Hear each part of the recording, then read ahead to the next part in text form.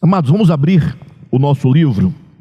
Deixem suas Bíblias também apostos aí, na página de número 100 do nosso livro. Estamos falando acerca da obra de redenção. E eu quero advertir os irmãos pela 100ª vez para a importância desse tema, a obra de redenção. Eu diria que o tema mais importante em toda a Escritura é o tema da redenção, não é? Mas é apenas um parecer meu. Não existe esse juízo de valor dentro da própria Escritura, né? Eu digo isso porque hoje em dia, com o advento das redes sociais, com a internet, as pessoas passam o dia inteiro, muitas delas, debatendo. Há muitos debates na internet, sobretudo no TikTok. Então, pessoas sinceras, né? Crentes, honestos, debatendo a Bíblia.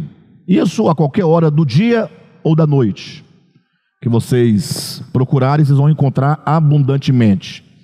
E eu confesso que há um tempo atrás, aí, algumas semanas ou um mês mais ou menos, eu andei me arriscando, entrando em algumas salas de debates e conversando com algumas coisas, mas no final eu desanimei porque, ao meu ver, é algo sem nenhuma produtividade. Isso por uma razão muito simples, em razão da preocupação da maioria dos irmãos com os temas que eles estão tratando. Então, estão debatendo coisas que, quando você entende qual é o teor do Evangelho de Jesus Cristo, mesmo de fato, quando você compreende os fundamentos do Evangelho, do reino de Deus, o propósito de Deus, a obra de Deus, alguns temas na Escritura se tornam temas marginais, entenda, temas secundários, que não mudaria absolutamente a vida de ninguém se nunca ouvisse falar deles. Me perdoe eu colocar nesses termos, né? Mas há coisas mais importantes a serem, a ocupar a nossa mente, a nossa preocupação. E isso o próprio Jesus falou quando ele falava dos fariseus e escribas, que eles colhiam, ou melhor, eles coavam um mosquito e engoliam o camelo. Ou seja, a preocupação daqueles líderes no tempo de Jesus era com as coisas mínimas, minúsculas e insignificantes diante das coisas grandes e mais importantes. Não é? Paulo também vai dizer sobre isso, levando em conta que Paulo tem escrito o livro de Hebreus. E esse é um outro ponto que alguém ouvindo pode querer entrar num debate totalmente fútil, porque se foi Paulo que escreveu ou não, também não altera, né? O fato de eu acreditar que é Paulo não altera se foi Barnabé ou se foi o Benedito que escreveu. O fato é que nós acreditamos, né, na canonicidade de Hebreus, e no livro de Hebreus consta sobre as coisas mais importantes e pertinentes à nossa salvação. E o texto de Hebreus 6 é muito claro quando diz que deixemos de lado aquilo que é rudimentar em relação à doutrina de Cristo. E ele então, o escritor vai citar ali quais são, pelo menos alguns desses elementos, e vocês vão ficar assustados quando atentar para o que ele chama de rudimento. Ele coloca a doutrina de batismos, sobre imposição de mãos, e ele vai colocar, entre outras coisas, a ressurreição e o juízo eterno. Hebreus capítulo 6, versículos de 1 a 3. Ele diz: deixemos de lado as discussões em torno desses assuntos. Por quê? Porque, embora sejam temas que digam respeito à doutrina de Cristo, como está claro em Hebreus capítulo 6, de 1 a 3, ou de 1 a 4, de 1 a 3, salvo engano, mas ele diz que são rudimentos.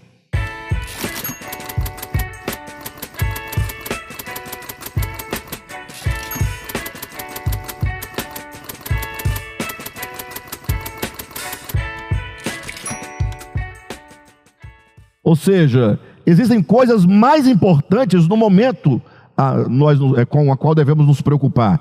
Aí ele fala que se Deus permitir, nós falaremos sobre aqueles pontos lá, não há problema nenhum e nenhum desprezo. Mas ele vai nos convidar, deixemos-nos levar para aquilo que é perfeito.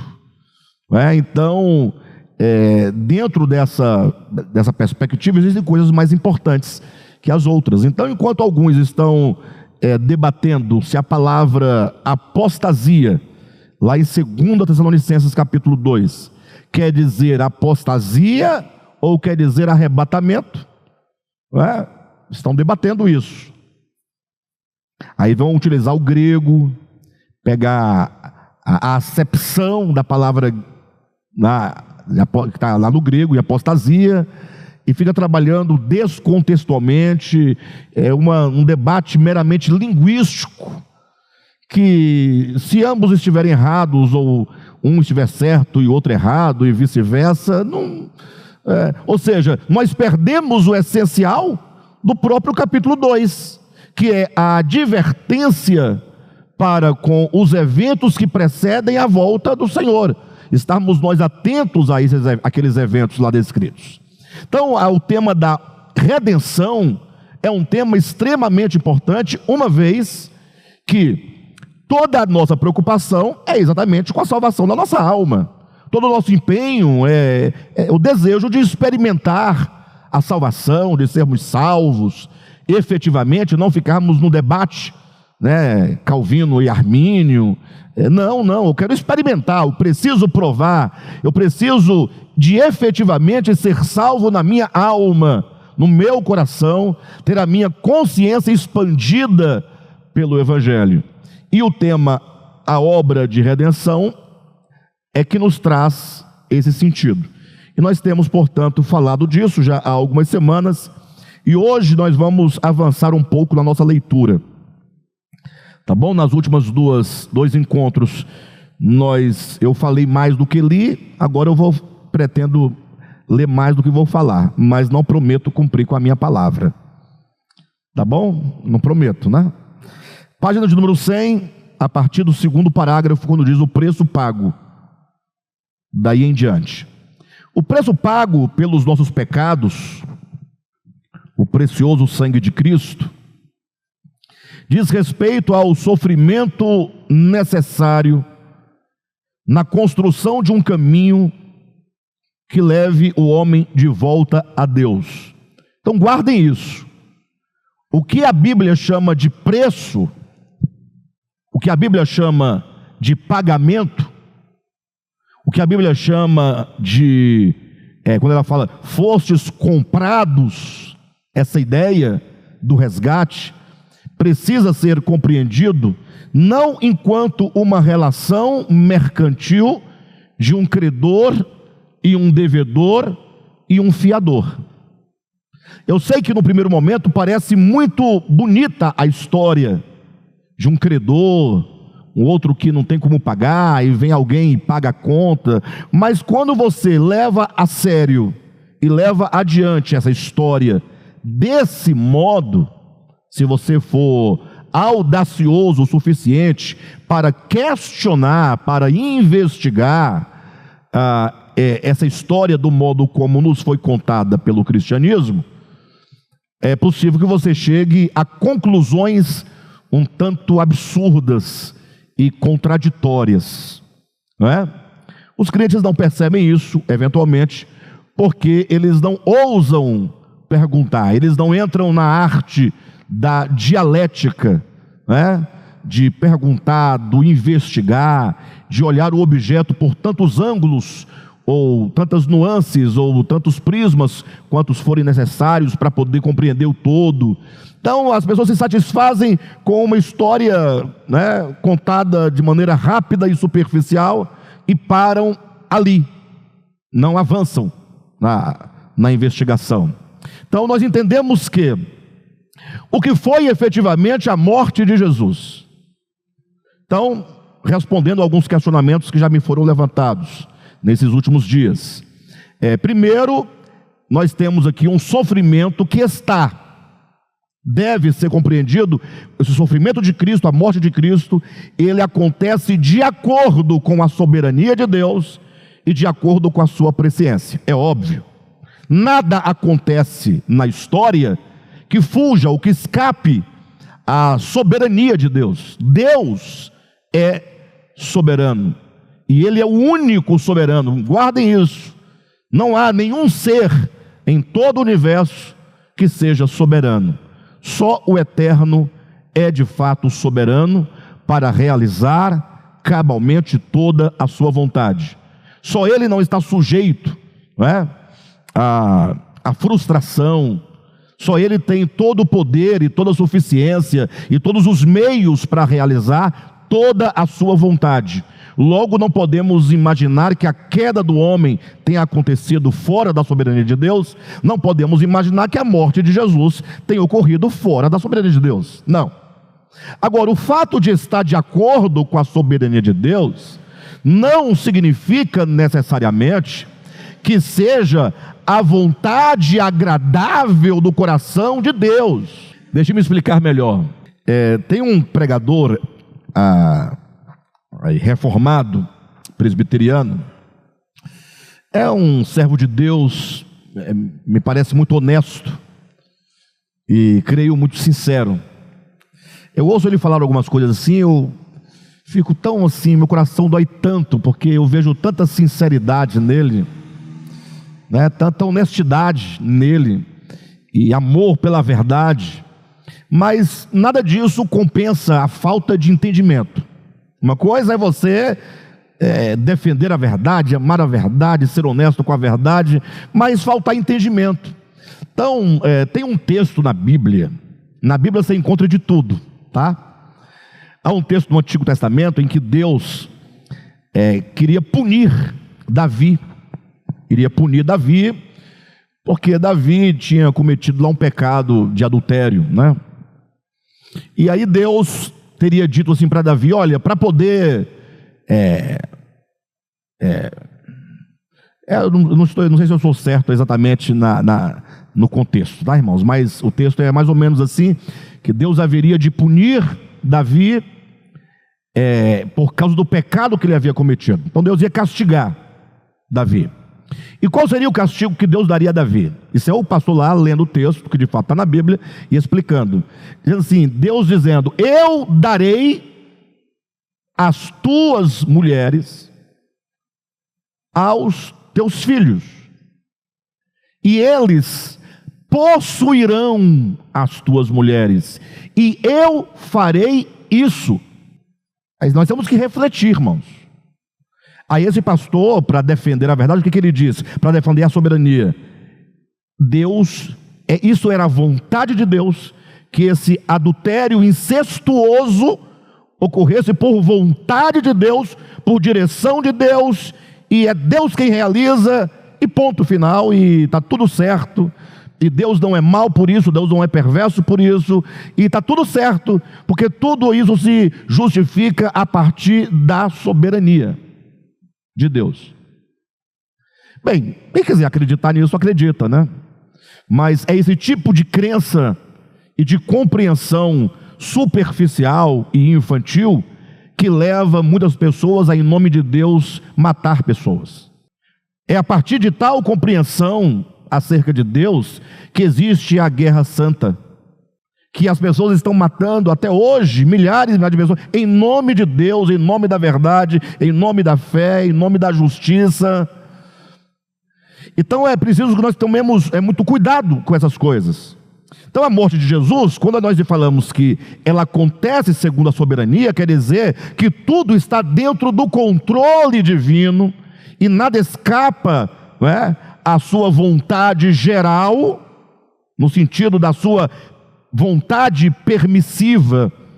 Esse mesmo pastor também disse que a queda das torres gêmeas foi um ato divino, foi Deus quem derrubou, é vontade de Deus, e tudo o que é de mal, de maldade, de perversidade, de crimes hediondos, é conferido a Deus. Por quê?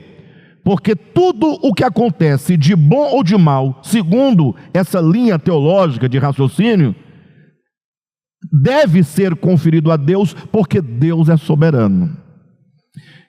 Por que não encontrar um conceito melhor para soberania? Não é? Por que achar que soberania significa que tudo que acontece é a vontade absoluta do coração de Deus? Então estamos lidando com que tipo de Deus? Eu acho que os deuses gregos eram melhores, porque eles se satisfaziam com muito menos. Bem, de todo modo, a morte de Jesus na cruz, primeiro, está de acordo com a soberania de Deus, porque Deus é soberano. Agora, pela própria Escritura, vamos encontrar isso amplamente, tanto nos Evangelhos, quanto nas epístolas de Paulo, sobretudo em Romanos, o fato de que a morte de Jesus é o próprio Deus que entrega o seu Filho. Ora, o próprio termo que Deus entregou o seu Filho, já deixa claro que aqui não é uma relação mercantil de cobrança de pagamento. Ou seja, sabendo Deus tudo o que aconteceria com o seu Filho, no seu ingresso neste mundo, com o fim de abrir o caminho na consciência humana, Deus entrega, porque ele poderia não entregar, fala, não vai fazer isso, ele tem poder para impedir que as trevas pudessem prevalecer temporalmente sobre seu Filho Jesus, mas não, ele entrega. Deus amou o mundo que deu o seu Filho. Então Cristo veio ao mundo ele tem um propósito, para redimir o homem, é óbvio, mas isso é muito vago. Ele vem para salvar o homem, mas isso é muito vago. É tão vago essa ideia de que Jesus veio para salvar. Isso é verdadeiro, tá? Ele veio para salvar. Mas se você ficar só, veio para salvar, qual é o resultado? É o que nós vemos hoje, um cristianismo que diz aceitar a salvação de Jesus, mas não vemos ninguém salvo efetivamente. Não vemos ninguém salvo efetivamente. Vemos pessoas que lutam, se esforçam para ter uma vida comportamental, estética, exterior, de um dado modo, mas a gente percebe que os mesmos desejos, sentimentos pecaminosos e perversos que estão nos incrédulos, estão nos cristãos, não muda nada. A coisa acontece do mesmo jeito. Não vemos uma igreja, enquanto corpo de Cristo, assumindo efetivamente diante do mundo uma vida que manifeste o caráter de Deus. Pelo contrário, vemos igreja em defesa política, igreja com luta, a igreja se dividindo, irmãos que não se suportam uns aos outros, porque um é Lula, outro é Bolsonaro, porque um é isso, outro é aquilo. Então, o fato é que nós não vemos uma salvação efetiva. Aí eu fui questionado também nessa semana, alguém me perguntando: Alexandre, você não crê mais na salvação no seu aspecto judicial, objetivo? A pessoa me falou assim: você parece que não crê mais, é só orgânico. E aí eu perguntei, mas assim, eu creio, mas o que quer dizer exatamente com esse judicial? Eu sei o que quer dizer. Já ensinei por muitos anos. Mas é porque existe uma ideia de uma salvação judicial que é como se houvesse uma promissória de dívida na mão de cada um de nós. Na mão, externo a você. É só uma promissória. Não existe promissória hoje em dia? Mas digamos, todo mundo sabe que é uma promissória, né? E essa promissória é a nossa dívida. Então, Jesus vem, pega a sua promissória, fala, eu paguei sua promissória, está pago. Então, aí se diz, judicialmente você está salvo. Por quê? Porque judicialmente não tem mais dívida. Então, esse pensamento da tal da salvação judicial, ela pensa na condenação em termos exteriores ao homem. Quem está entendendo? Eles pensam na condenação como sendo apenas um juízo que Deus imprime sobre o pecador.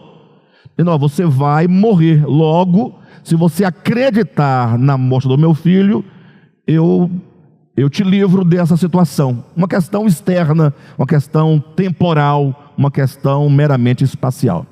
Aí você pergunta, tudo bem, é lógico, eu acho que existe esse aspecto meio judicioso na história, mas o que eu devo fazer? Olha a pergunta. para me apropriar dessa redenção judicial. Olha como o argumento se dissolve. Tá bom, o que eu tenho que fazer para que a garantia judicial, para que haja uma garantia judicial, que Jesus morreu por mim, logo garante-se que eu estarei salvo. Ainda não me afetou nesse ponto de vista judicial. Tá, mas o que eu faço para ter isso garantido? Vocês sabem responder. Não, vamos ser mais generoso. Não, mas a palavra, porque para aceitar Jesus tem que ter uma coisa, tem que ter fé. Você tem que crer. Aí eu pergunto, então se eu creio, eu pergunto, isso já não é orgânico? De onde é que vem essa fé? Existe fé judicial? A única fé objetiva, e a Bíblia fala de fé objetiva, diz respeito às doutrinas, como estão na Escritura, é a fé objetiva. A fé dos crentes, a fé dos católicos, enquanto dogma, conjunto de dogma, mas isso não salva. Para eu me apoderar do sacrifício de Jesus por mim, eu tenho que crer nele, e o meu próprio ato de crer já é orgânico, já é judicial. E se essa fé não for uma fé fingida, uma fé manufaturada, não for uma fé falsa, conforme Tiago denuncia na sua epístola, de uma fé meramente artesanal, uma fé dogmática, que segundo Tiago não serve absolutamente para nada. Se a fé for genuína, essa fé me une a Cristo na sua morte e ressurreição. Logo, o ato de eu crer já é me unir a Cristo. Logo, como vamos ficar mantendo a ideia do judicial? Até quando?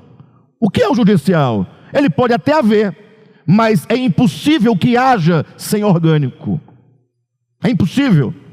Ninguém pode ter algo garantido se não for por meio da fé. E de onde procede a fé? A fé é dom de Deus. A fé é atributo do espírito humano. Não tem nada mais orgânico do que a fé. A fé é o sentido da alma, é o sentido do espírito, é o sentido por meio do qual nós tocamos a realidade da morte de Jesus. Logo, a salvação por si mesma só pode ser orgânica. E ela é judicial em que sentido? Enquanto alguém dela não se apodera. Ela é judicial enquanto garantia daquilo que Jesus realizou. Nele garante-se algo. Mas se ninguém se apoderar desse algo, não há nada. Jesus teria, ouça bem o verbo, teria morrido em vão. Então, quando Cristo morre, ele tem a sua obra na cruz do Calvário, ali judicialmente você tem o fundamento, a base para a salvação. A obra está feita.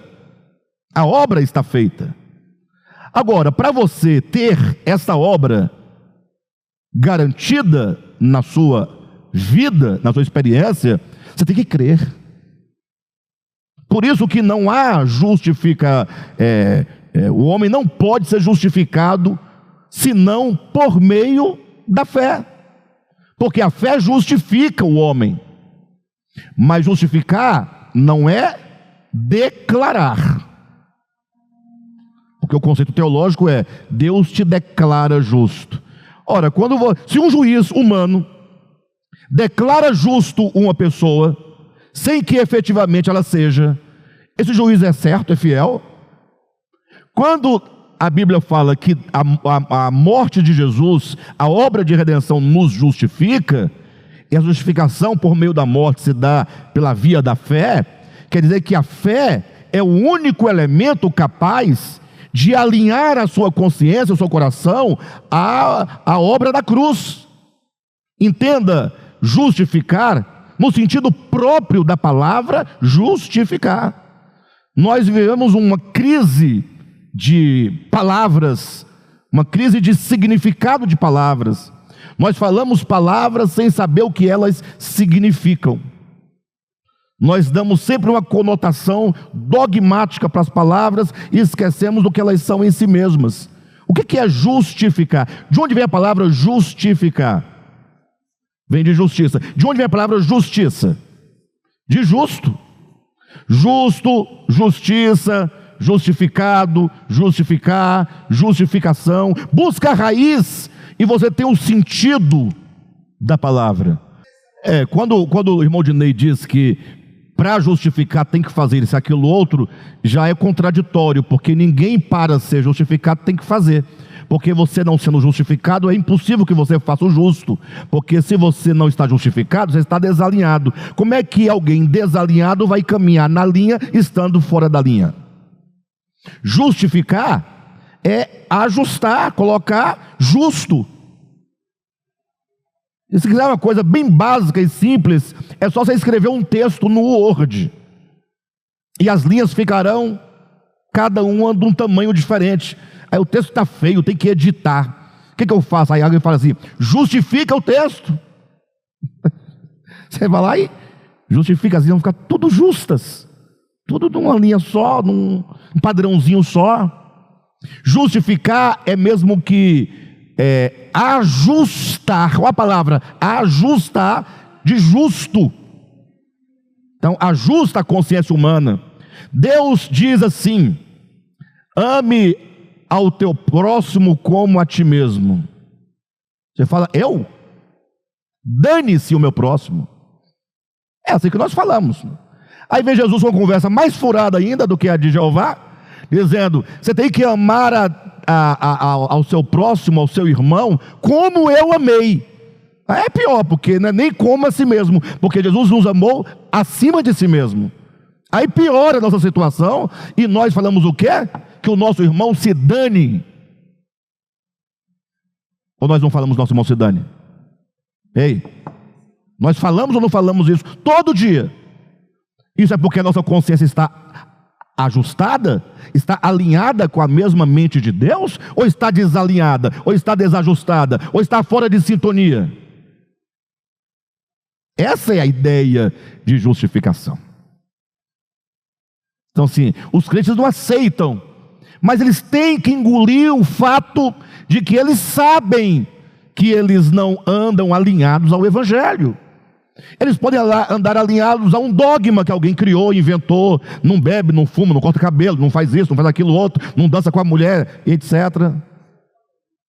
Sim, mas eles são aliados com o Evangelho. O Evangelho está lá em Mateus, Marcos, Lucas e João. Leiam só o que Jesus disse e vocês verão que tudo o que ele disse não tem nada a ver com tudo o que dizem que é o Evangelho. Não tem relação. Bem, então a morte do Senhor, de Jesus, ela acontece segundo a soberania de Deus. É Deus quem entrega. Mas o fato é que, por que ele morre? Ele tem que morrer porque há uma dívida? Ele tem que morrer porque a dívida tem que ser paga, do contrário, Deus é incapaz de perdoar o homem? Não, não. Se você pensar assim, você vai estar jogando com Deus. Não é sem razão que a maioria de nós crentes somos crentes não porque cremos, mas somos crentes porque nós somos obrigados a crer, porque do contrário teremos profundos prejuízos. Ou seja, eu sou crente para não ir para o inferno. Se não fosse, tira o inferno de cena. Eu não sei se seria crente. Tira o juízo final de cena. Não sei se eu seria crente.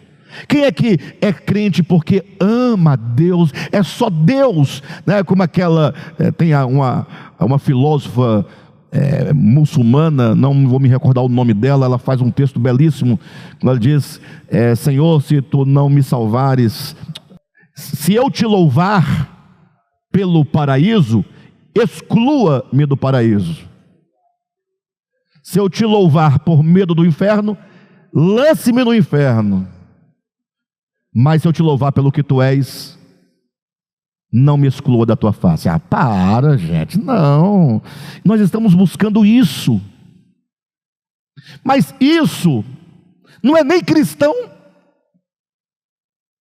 Quem falou foi primeiro, filósofa. Já tem um problema. Primeiro foi um filósofo. Filosofia, descarta. Segundo, foi uma filósofa. As mulheres ficam caladas na igreja, não pode dizer nada, então piorou. Terceiro, é muçulmana, não é brasileira, fora de todos os paradigmas, não conhece o evangelho. Ela fala: ó Senhor, se eu te louvar pelo paraíso, priva-me do paraíso. Se eu te louvar com medo do inferno, lança-me no inferno.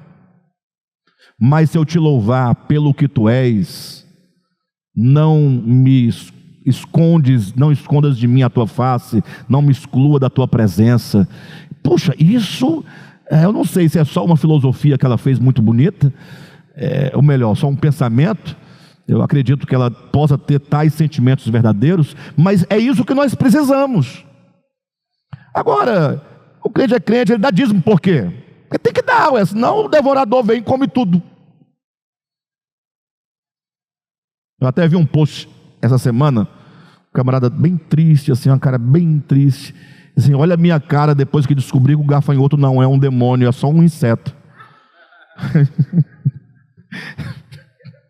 Passou a vida todinha dando dízimo com medo do gafanhoto, que achava que era o diabo. Aí depois de 30 anos descobri que era só um inseto. Aí ficou com cara de tacho. Eu dizia agora há pouco para um casal com quem eu conversava, né, sobre a importância de congregar, de estar juntos. Nós congregamos por quê? Você só gasta tempo, dinheiro, gasolina. Aqui não tem nada daquelas campanhas de nada. Por que você congrega? Então, essa é a grande questão. Então, veja, nós entendemos que a morte de Jesus, ele morre não por causa desse sistema de barganha, esse comércio, essa relação mercantil com um Deus irado que não pode, tal, etc., perdoar sem que haja o pagamento. Nós entendemos que agora é o cerne, esse é o cerne da história da redenção. Qual é o cerne? Por que que o Cristo de Deus se faz homem, entra na humanidade, entra na história e passa pela cruz e ressuscita e ascende aos céus? Essa é a pergunta. Não tinha uma outra maneira. Inclusive o próprio Jesus, homem, quando diz Pai, se possível passa de mim esse cálice, mas todavia não seja feita a minha vontade, mas a tua, não estaria ele dizendo: Pai, não existe um outro caminho, uma outra maneira de salvar o homem? É lógico que ele sabia que não tinha, mas o homem, e porque ele era homem, vivendo ali como homem, né, nós sempre perguntamos a Deus aquilo que nós já sabemos a resposta. O sofrimento nos leva a perguntar por quê? Mas a gente já sabe a resposta. Ou seja, não tem uma outra forma de Deus salvar o homem. Por que não tem? Porque a salvação é orgânica. Então a única maneira é Deus entrando no homem, mas não é Deus estando no homem no sentido da sua imanência e onipresença, porque nesse sentido ele está até numa pedra. É entrando no homem enquanto o habitar e o governar efetivamente o homem. Por isso que nós afirmamos claramente que Deus, ele está em tudo e em todos, mas somente quando o indivíduo ele confessa verdadeiramente a Jesus como Senhor, é que o Pai e o Filho vêm habitar nele. E aí muitos pensam: ó, se ele veio habitar, porque não estava? Então você está negando a onipresença. Tem algum lugar do universo onde Deus não esteja? Não, Davi já respondeu isso 1500 anos antes de Cristo. Para onde eu fugirei da tua presença? Não tem como. Posso descer ao abismo? Posso subir a mais alta montanha? O fato é que Deus não pode se ausentar de absolutamente nada, porque tudo existe nele. Ele é o infinito, no qual existem todos os finitos. E a lógica vai dizer que todos os finitos devem estar tomados e permeados e penetrados pelo infinito. Não tem como.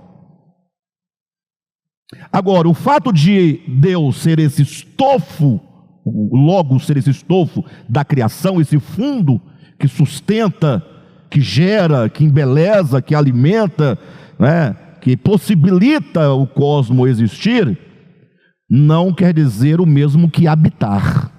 Porque habitar é morar, implica lar, implica relacionamento, implica consciência.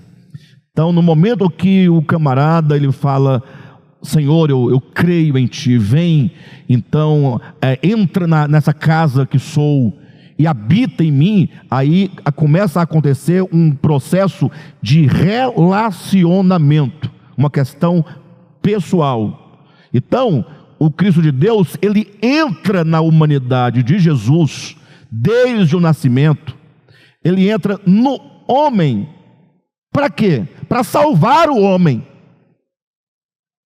Que homem? Este homem do qual ele se vestiu.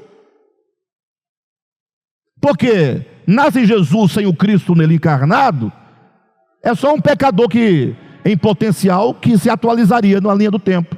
Simples assim. Houve muitos homens, inclusive, de muito destaque espiritual, místicos, gênios da humanidade, mas pecadores. Agora, quando Deus fala: eu vou entrar e eu vou começar uma obra no homem, desde a concepção, aí é uma obra dentro da humanidade, por isso que ele entra na humanidade, se faz homem, se faz criatura, se faz carne, para agora ensinar de dentro este homem o caminho da obediência. Por isso que diz que Jesus, nos dias da sua carne, aprendeu a obediência pelas coisas que sofreu.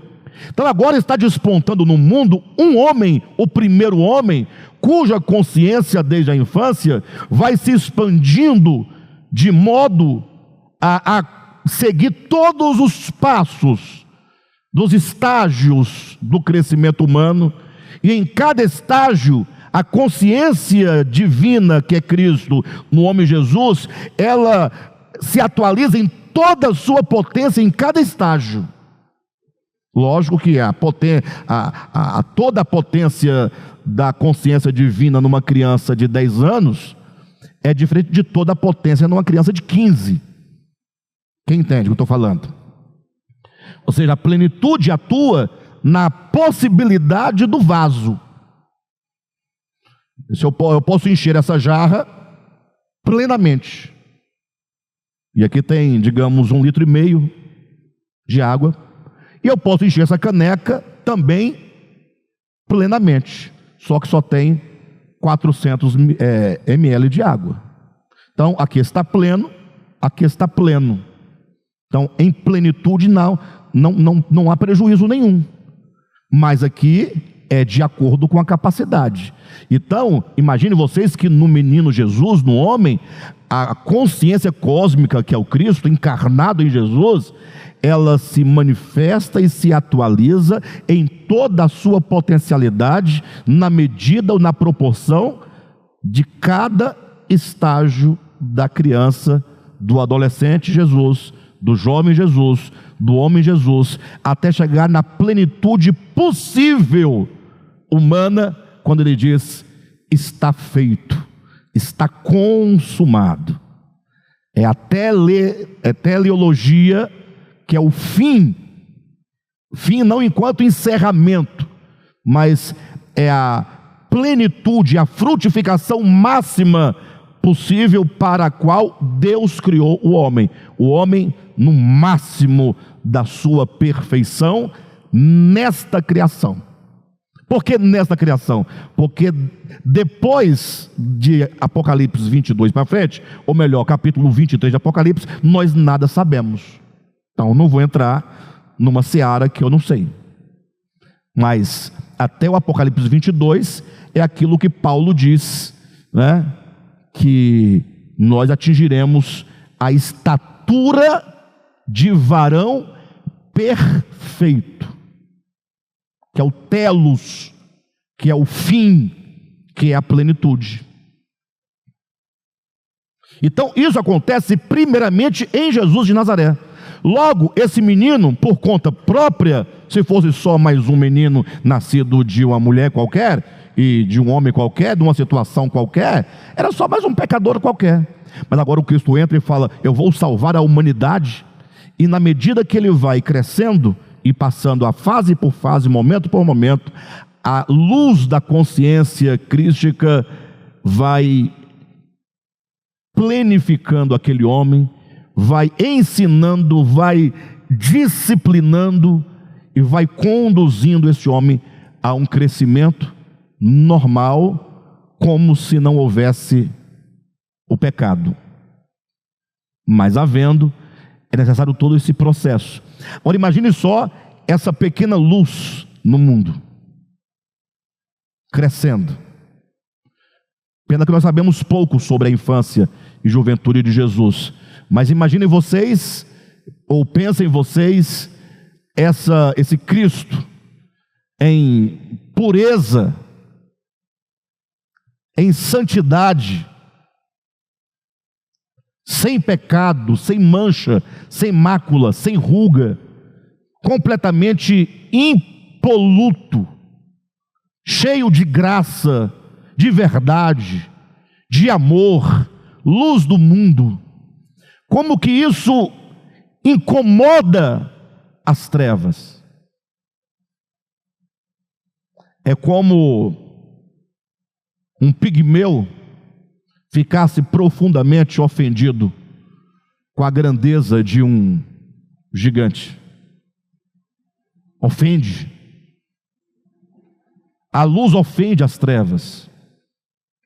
Por isso que João vai dizer que a luz entrou no mundo, capítulo 1 de João, a luz entrou no mundo.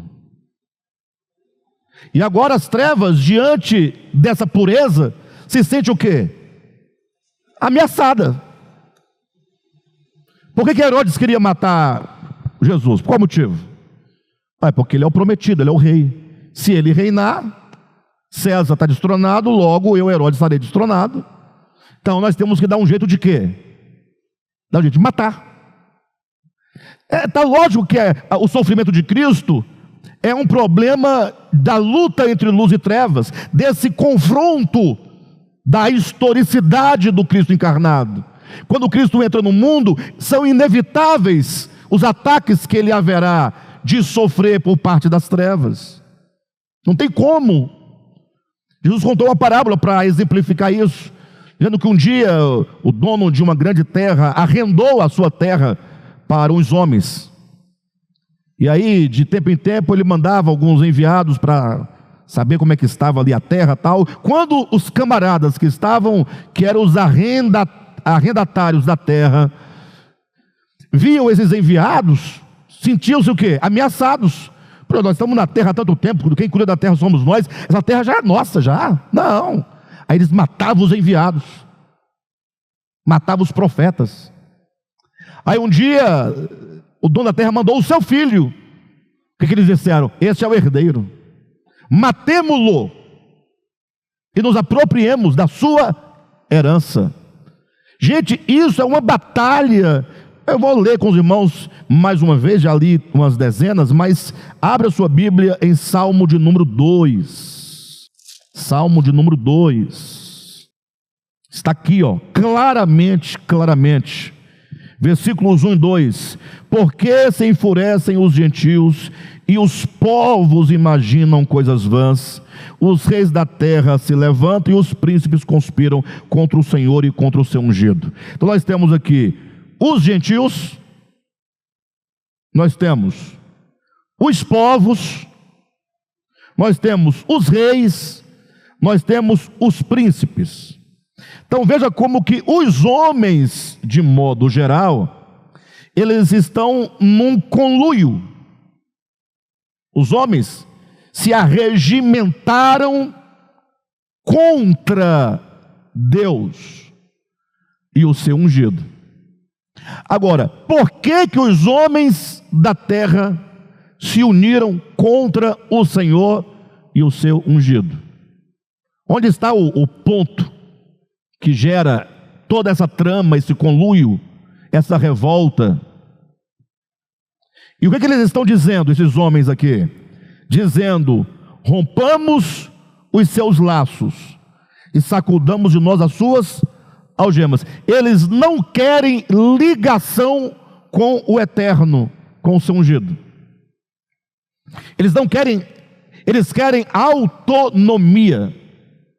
Eles usurparam a terra e decidiram que vão viver na terra sem Deus e por si mesmos e para si mesmos. E portanto só tem uma maneira de eles se livrarem de Deus e do seu ungido: rompendo os laços e algemas que unem as criaturas ao Criador. Então eles estão com um propósito: vamos romper, porque se nós conseguirmos nos desvencilhar, estaremos livres. Aí o texto diz assim,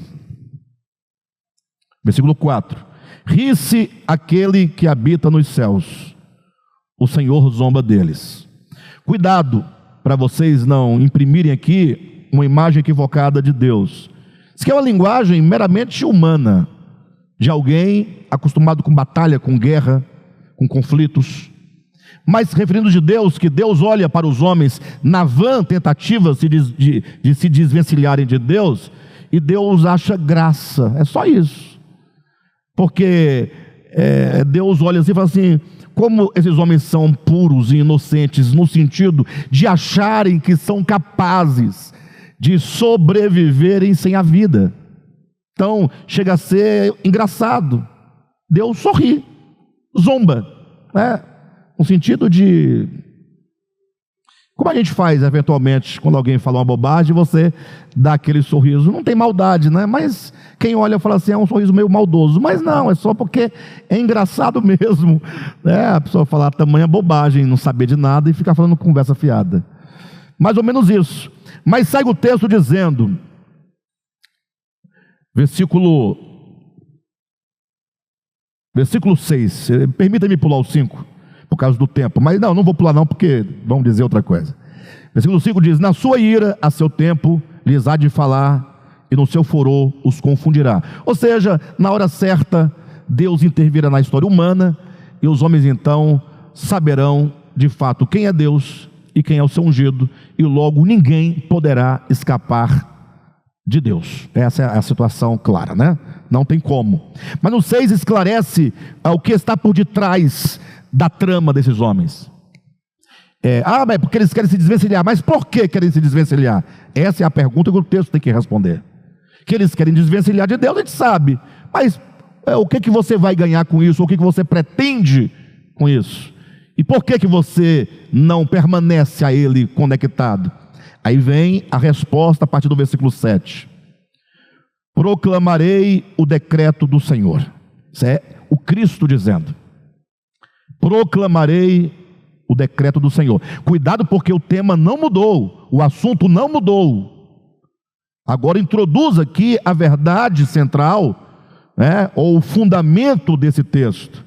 O Cristo dizendo, proclamarei o decreto do Senhor. Ou seja, se os homens se levantam contra o Senhor e o seu ungido, e agora diante disso, o ungido diz, olha, eu vou proclamar o decreto do Senhor. Logo ele está dizendo, a questão aqui é um decreto que existe. O Senhor tem um decreto. O Eterno tem um decreto.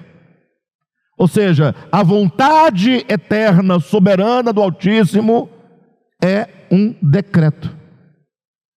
Ou seja, vai acontecer. E o que o Cristo vai declarar em relação a esse decreto? Proclamarei o decreto do Senhor. 2 pontos. Proclama, Cristo. Diga aí, Cristo, qual é o decreto do Senhor? Ele me disse. O Senhor, o Eterno, disse ao Cristo. Esse é o decreto. Na eternidade, o Senhor disse ao Filho, enquanto decreto. Isso é para vocês ouvirem, hein? Para eu ouvir, para cada um de nós ouvirmos, para o mundo espiritual ouvir, para todos os mundos, os povos e seres ouvirem. Se isso não entrar no nosso ouvido, no nosso coração, nada mais pode mudar a nossa vida. Qual é o decreto? Ele me disse, o Eterno disse ao Cristo: tu és meu filho, eu hoje te gerei. Então, tudo começa deste ponto. Qual ponto? No plano de Deus, no qual estamos todos nós incluídos, ele começa numa relação de decreto, em que o Pai gera o Filho no plano da eternidade e diz: olha, tu és o meu filho, tu és o meu herdeiro. Tudo o que virá a ser, virá e existirá em razão de ti. O Pai decidiu isso. Então a primeira vez, tu és meu filho, é na eternidade, porque outras vezes vai ser na hora do batismo, depois no monte da transfiguração, e depois quando os gregos procuram Jesus. 4 vezes na escritura, tu és o meu filho. E muda somente o complemento: hoje te gerei, depois em quem me comprazo. Mas tu és o meu filho. Então o universo tem que saber: o Cristo é o Filho de Deus. Isso é um decreto. Mas o que implica o fato de o Cristo ser o Filho de Deus? Ele diz no versículo seguinte: pede-me e eu te darei as nações por herança, e as extremidades da terra por tua possessão. Ou seja, ele é o herdeiro e o Cristo é o rei, porque a terra, as nações e as extremidades da terra foram dadas ao Cristo, é dele. E como é que nós sabemos disso? Versículo 8 diz, ou 9: com vara de ferro as regerás e as despedaçarás como vaso de oleiro. Ou seja, ele vai governar sobre toda a terra. E por que os homens querem se desvencilhar de Deus?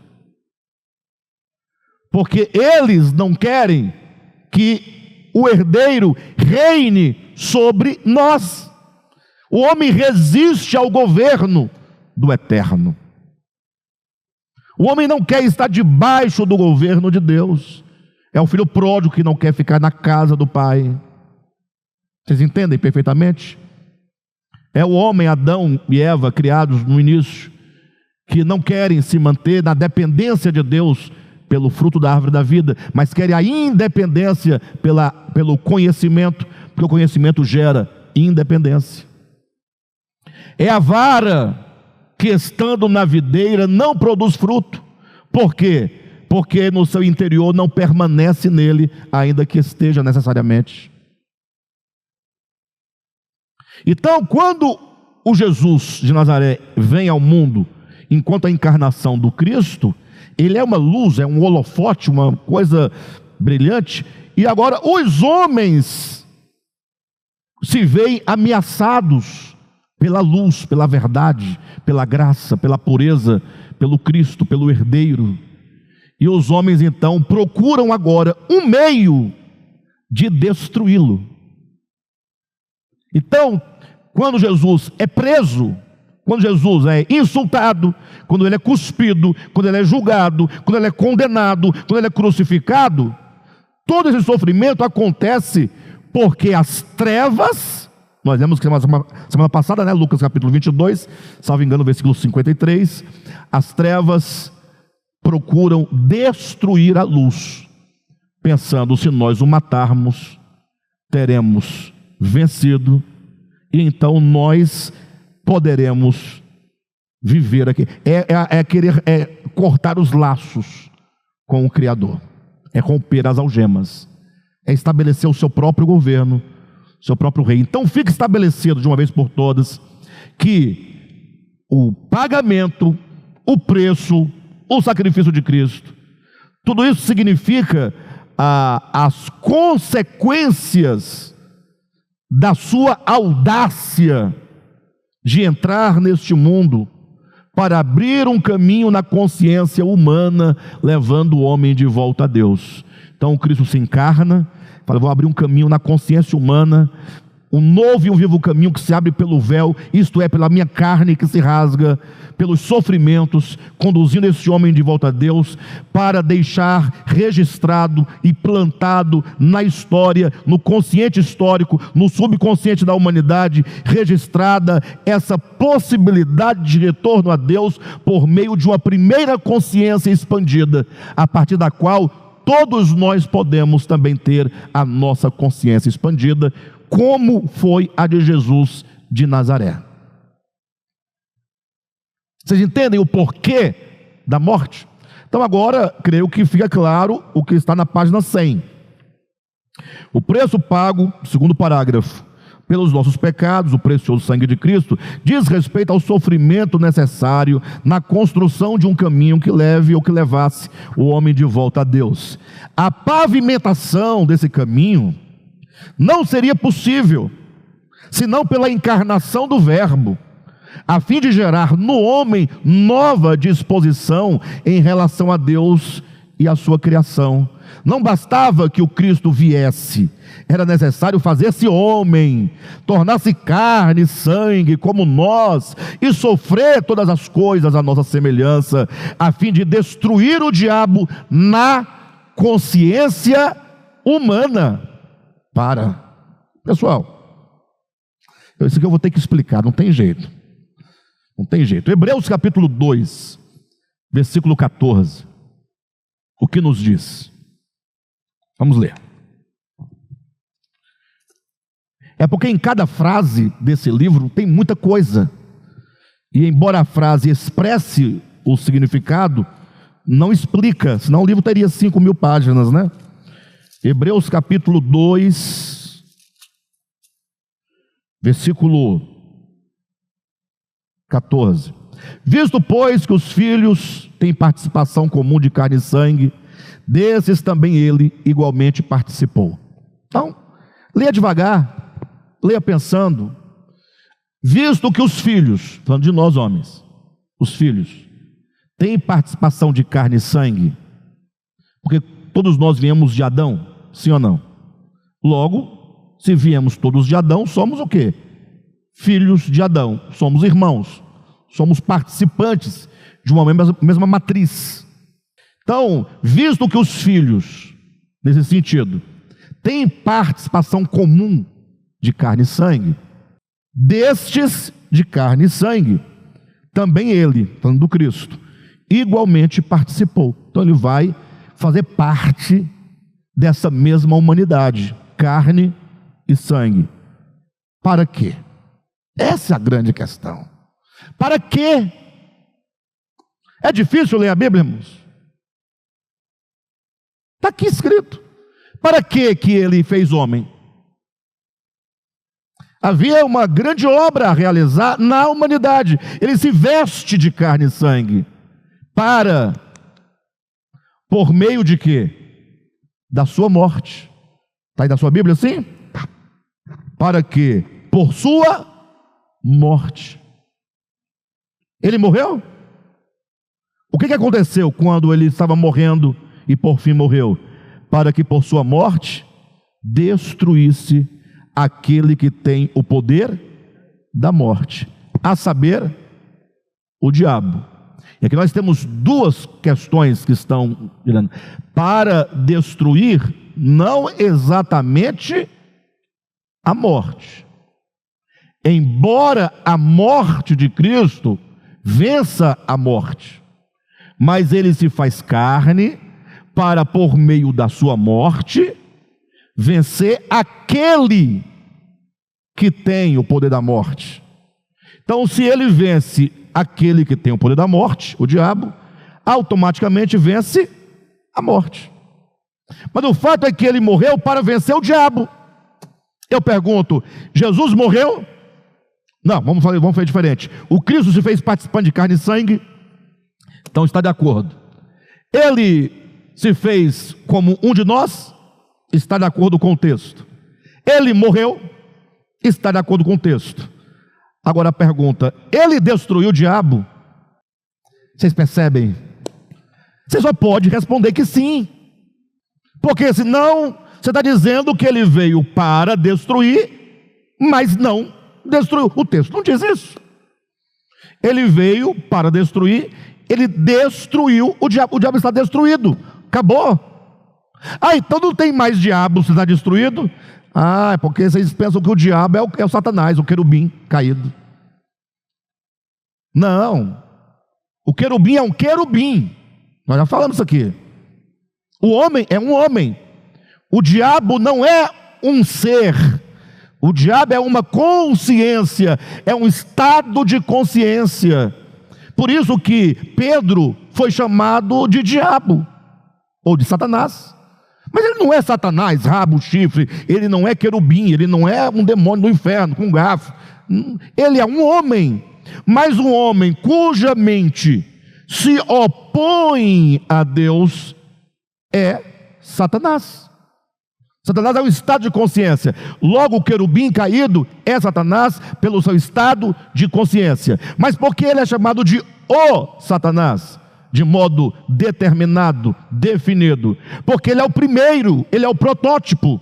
Ele representa essa origem, esse começo, que alcança todos os seres que à sua semelhança caíram. Por isso que Judas, embora homem, é chamado de diabo. É por isso que Pedro é chamado de Satanás. E é por isso que você também, muitas vezes, é um Satanás, em razão da consciência. Por isso que você está aqui.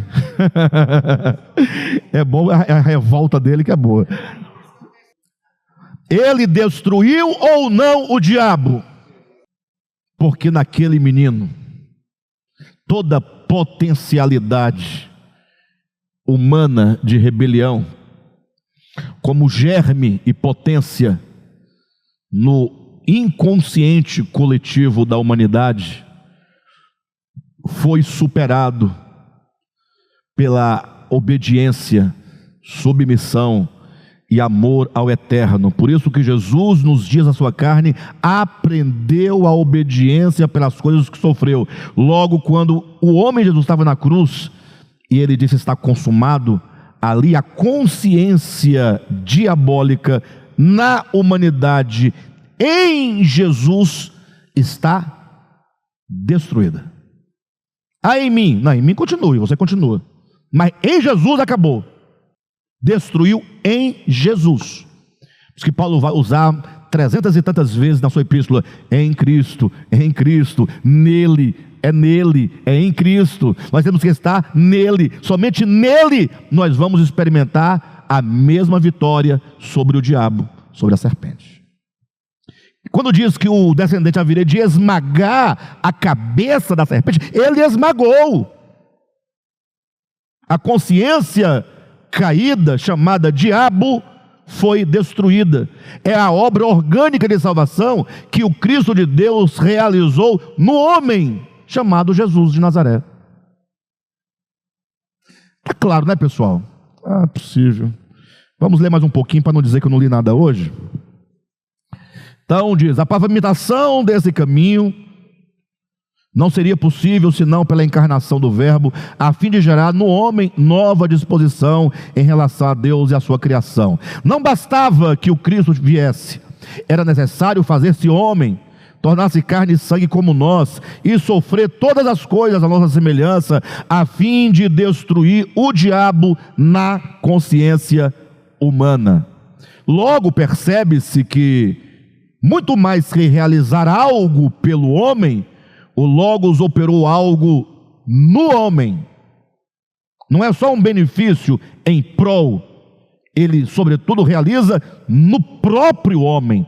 É no homem que ele realiza a obra, e não somente por ele, mediante o seu viver humano na carne, sujeitando a humanidade da qual ele se vestiu, a obediência absoluta e voluntária em relação ao Pai. Tudo isso lhe causaria muitas dores. Não porque precisasse pagar alguma dívida, mas eram sofrimentos próprios, intrínsecos e necessários à sua missão. Somente vestindo-se da humanidade, Deus poderia trazer de volta a consciência humana ao Criador, educando-a no caminho da submissão e obediência por meio de severa disciplina. Afinal, o Pai não se agrada de sacrifícios a Ele oferecidos, mas se agradou de ver seu Filho sendo moído, na medida em que os sofrimentos de sua vida terrestre ensinavam ao homem a obediência, abrindo-lhe caminho na consciência.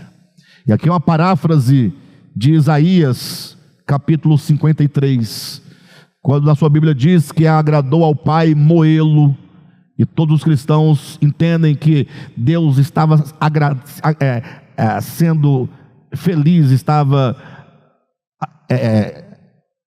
Deus se agradava de bater nas costas de Jesus. Quanto mais se batada, mais o Pai falava: é isso aí, agora eu estou ficando leve. Gente, mas que cena mais macabra é essa? E o pior, né? Não, agradou ao Pai vê-lo sendo moído, porque aqueles sofrimentos ensinavam aquele homem o caminho da obediência. Ou seja, se os sofrimentos são necessários para conduzir o homem de volta, então ele se agrada na disciplina e não no sofrimento em si mesmo. Como um pai, usando uma ideia bastante arcaica, que disciplinava o seu filho com vara, o pai não se agradava do sofrimento do filho, se agradava da disciplina. Ele pensava no resultado. Perfeito? Então, se a entrada do filho do mundo resultaria no seu sofrimento, porque as trevas haveriam de sucumbi-lo temporalmente no seu corpo físico, mas se não tem outro caminho, o Pai se agradou não de vê-lo moído ou de moê-lo, mas de ver o que acontecia. E este é meu filho amado, em quem eu me comprazo no filho, porque nele eu encontro o amor, a obediência, a disposição, né, necessária para enfrentar tudo isso por amor à humanidade. Isso agradava ao Pai. Perfeito? E portanto, continuando, portanto, a morte redentora do Cristo, fora do tempo e manifestada na história, vocês lembram, fora do tempo, o Cordeiro que foi morto desde a fundação do mundo, e manifestada na história, a morte do Calvário, é a pavimentação de um caminho no coração humano, a fim de que o homem possa retornar à casa do Pai. Por isso, o paradigma que define o caminho da redenção, a morte do Cordeiro, é o mesmo que define o caminho do pecado, a presunção da serpente, porém no sentido inverso. Ou seja, se a criatura, para se desintegrar de Deus em seu coração, percorreu um caminho para uma terra distante, a única forma de resgatá-lo é perfazendo o caminho contrário, trazendo de volta a sua consciência ao Pai. Nós vamos explicar isso nesse quadro que está aqui na página 103, na próxima semana. Tá bom? Então, próxima semana a gente retoma na página 101, o último parágrafo, para podermos entrar nesse quadro que está aí na página seguinte. Queridos, obrigado.